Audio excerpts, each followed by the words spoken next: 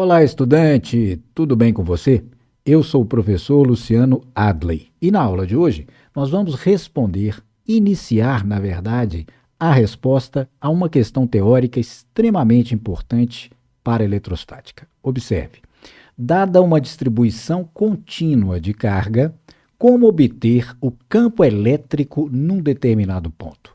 Por exemplo, o ponto P, que aqui aparece nas proximidades desse corpo extenso da imagem 1.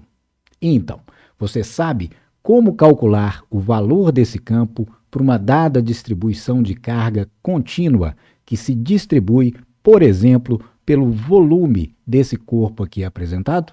É o que veremos na aula de hoje. É daqui a pouquinho. Aproveite aí e, se quiser, para não esquecer no final, já deixe o seu like. Voltarei com você já já.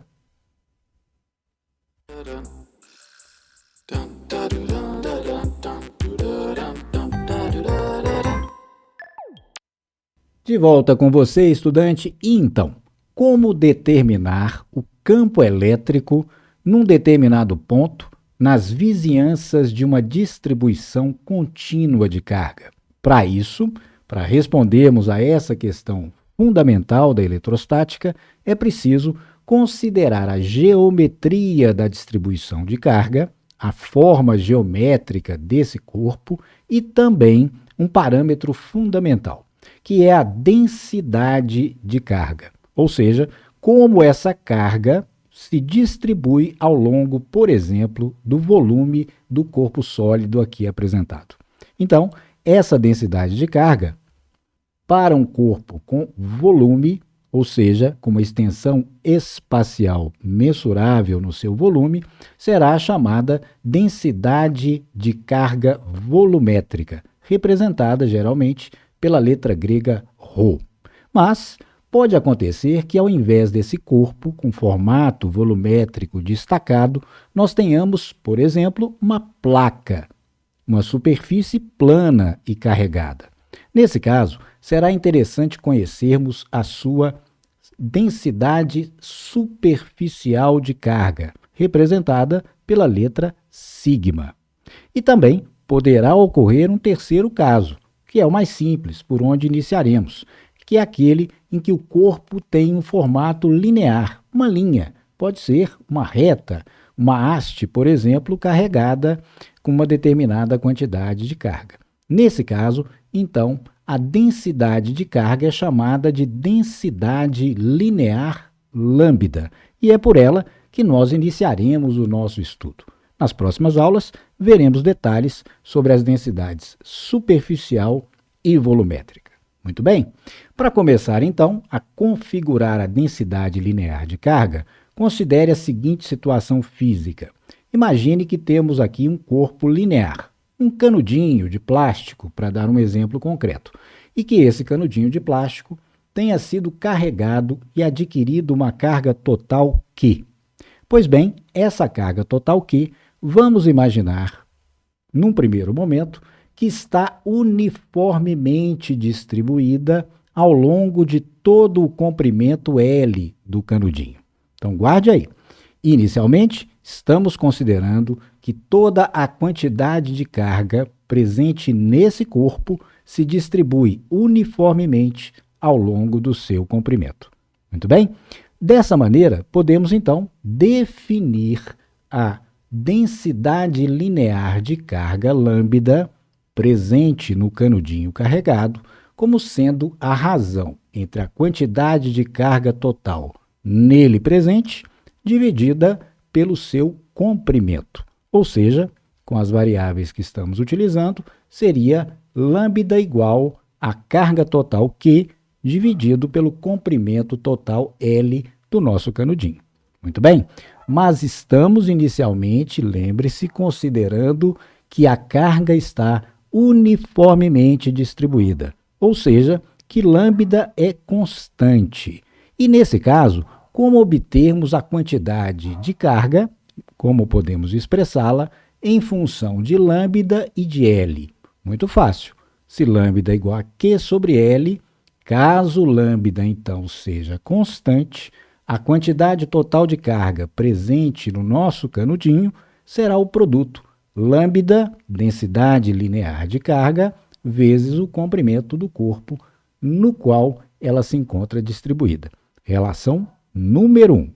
Lembre-se, essa relação, então, é válida quando lambda é constante, ou seja, quando a carga está uniformemente distribuída pelo comprimento do corpo analisado.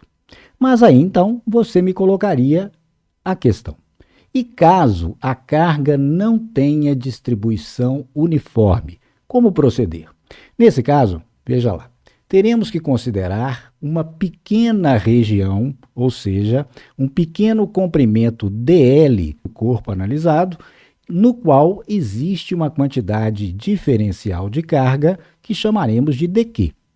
Nesse caso, lambda será definido pela relação número 2. Então, teremos lá lambda razão dqdl. E essa razão poderá mudar de ponto a ponto ao longo do comprimento do corpo que estamos analisando.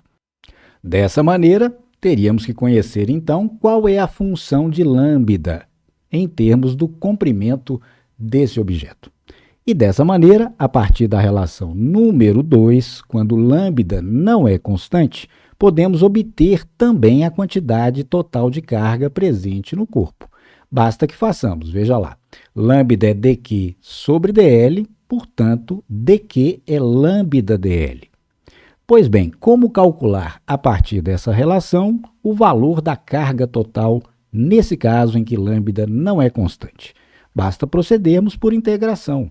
A carga total Q presente no corpo será a integral de dq, ou seja, a soma das contribuições de todos os elementos diferenciais de carga ao longo do comprimento total do corpo analisado. Muito bem?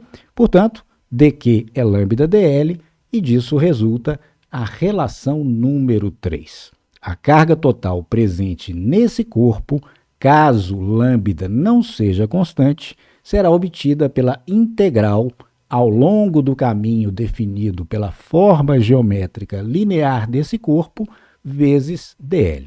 Em suma, Q igual à integral de lambda dl sobre o corpo, sobre a linha que contém a carga que estamos analisando. Relação número 3, portanto. Um exemplo concreto? Vejamos lá.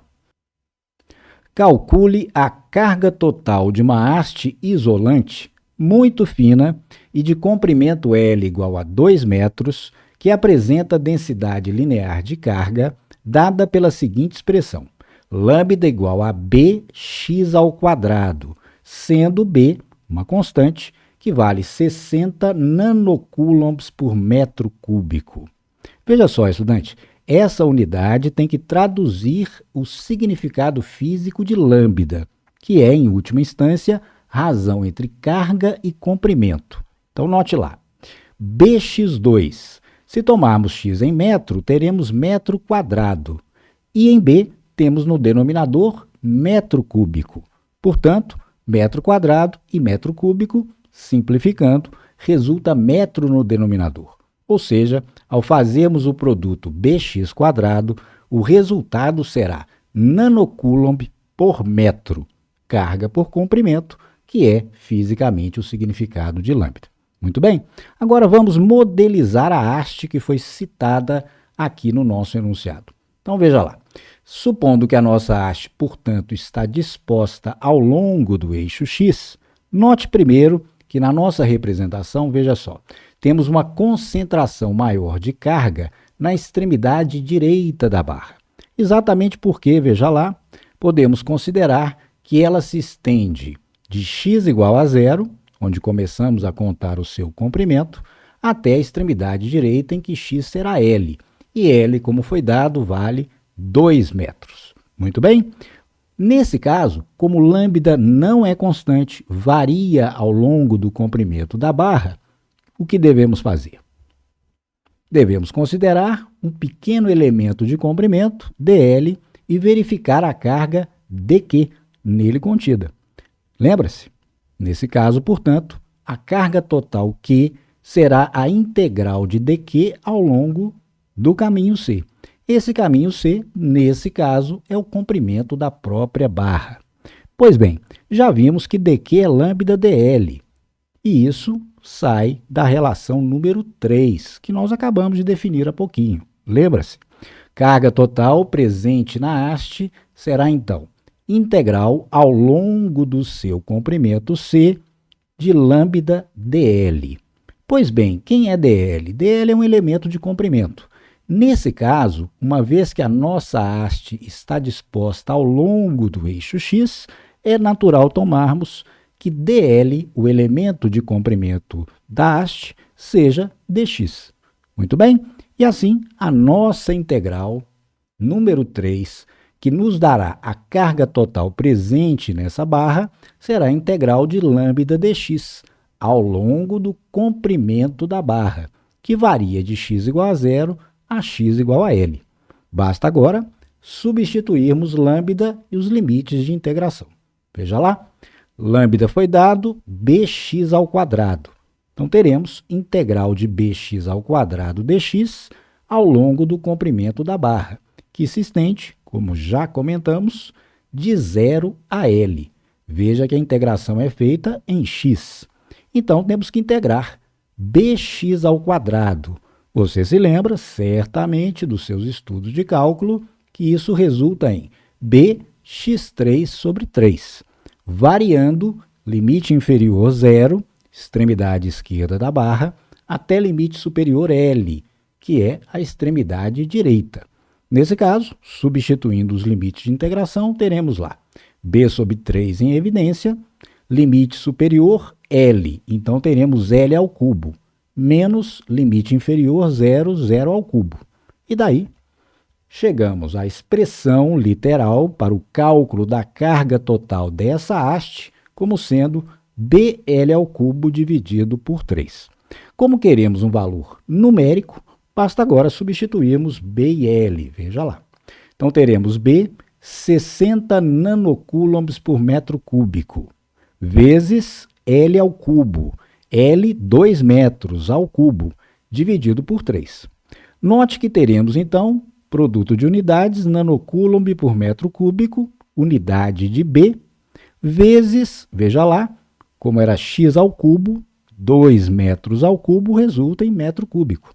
Podemos, então, cancelar o fator comum metro cúbico e isso resulta no valor numérico 60 vezes 8 sobre 3, que resulta finalmente na carga total da barra, que será, nesse caso, 160 nanocoulombs. Viu aí, estudante? Então, conhecendo-se como varia a densidade linear de um corpo que tem um formato semelhante a uma haste ou uma curva, podemos calcular o valor da carga total nele contida, fazendo a integração de lambda vezes a diferencial de comprimento, que é a relação número 3. Veremos várias aplicações desse princípio nas próximas aulas. Então, estudante, gostou do vídeo? Se sim, deixe o seu like, compartilhe e, se não é inscrito, inscreva-se no canal. Então, até a próxima aula e bons estudos!